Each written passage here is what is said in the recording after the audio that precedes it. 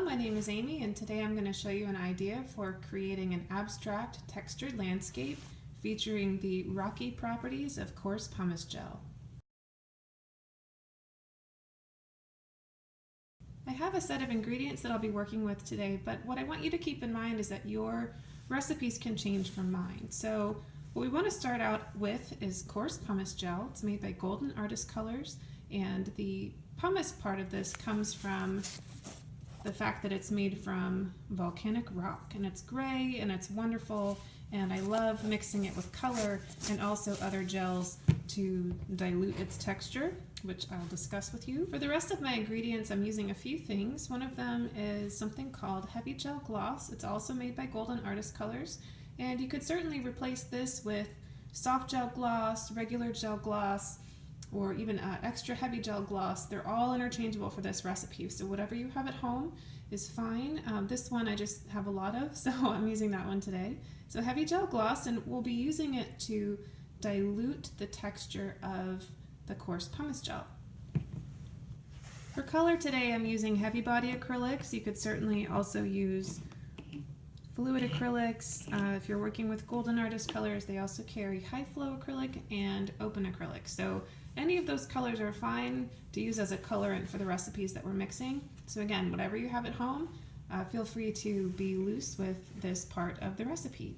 The last thing that you're going to need is a writing tool. Now this could be as simple as a pencil or a watercolor pencil. You could also get a little bit more complex, which I'm going to show you today. This is a Fineline Applicator. You purchase them empty and you can fill them with your own colors. So what I've put in here is a color of Golden High Flow Acrylic. It's a red, and I'm going to use that to make my drawing. Before I get into working with any texture, I want to create a sketch of my image on this board. Now the benefit of using this Fineline Applicator is that instead of using a pencil, I'm actually using paint to draw with, so I automatically get an underpainting as I'm drawing. I can also work the image around a little bit with a brush to get more of a looseness going on. I have my reference image off to the side, and I'm just going to keep this loose and go for it. So as I work the tool, you can see that more pressure will puddle the color, lighter pressure I'll get a finer line. And if I want to work back into this, I can use a brush to spread some of this around and create an even wider line. Remember that a lot of this will get covered up, so you don't want to spend too much time on this. Just create some fun areas of color that give you an idea of where your paint and your texture is going to go.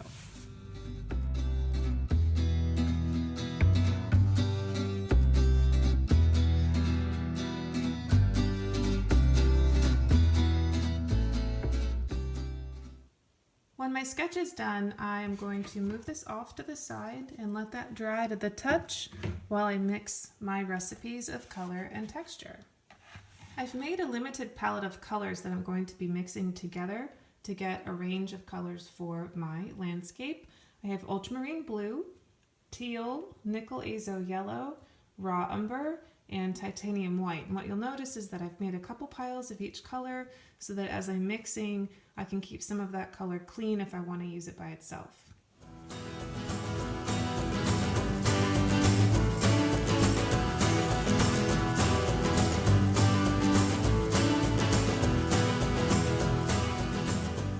My colors are ready, so I'm going to move these off to the side while I work on my textures.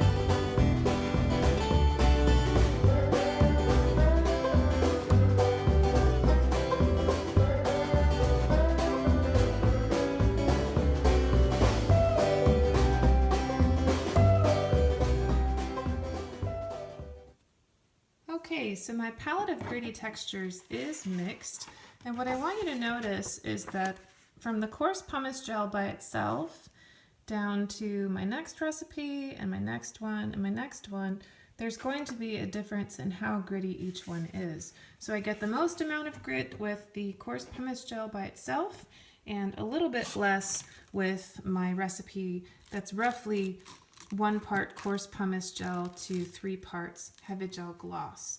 So now I'm going to be mixing these individual piles with my colors. I'm going to bring my color palette back and get my textured palette ready to create a landscape. Just to give you an idea of where I'm going with my thought process, I usually like to keep heavier textures towards the bottom of my composition and lighter textures towards the top.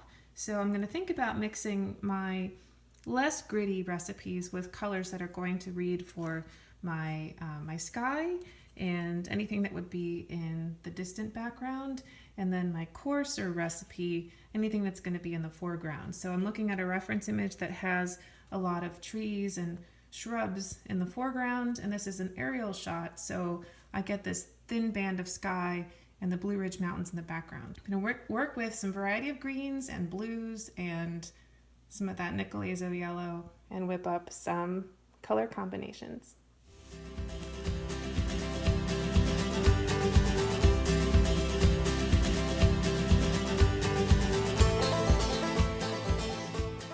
My textured color palette is all ready to go and my sketch is dry, so now I'm going to be plugging in my color.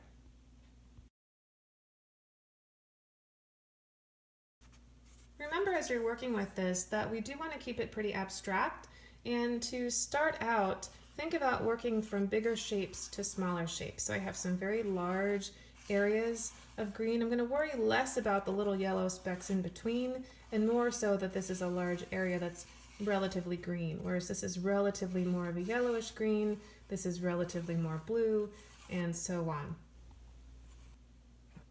I am using a painting knife to work all of my colors onto this board, but remember, after you apply them, you can also go back, etch back into the paint with your knife, and also use a brush if you would like to finesse any of the texture after you plug it in.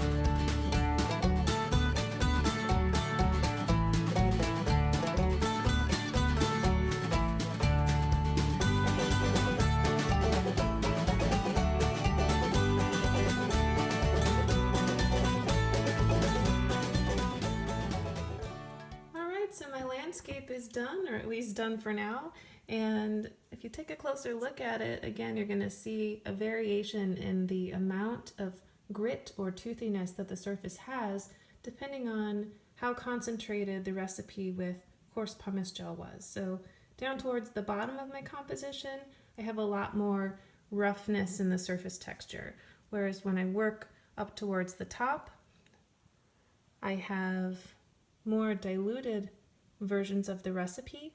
You're also going to notice that I have these ridges that form when I work the knife over. When I do that, the painting knife picks up on the bumps of the pumice particles, and you get this track mark pattern that can happen. So if I used lighter pressure, those marks would not be as noticeable. So I can let this dry and paint back into it if I want, or leave it as it is. And that's all for this tutorial. Thank you for watching, and I hope you'll join me again.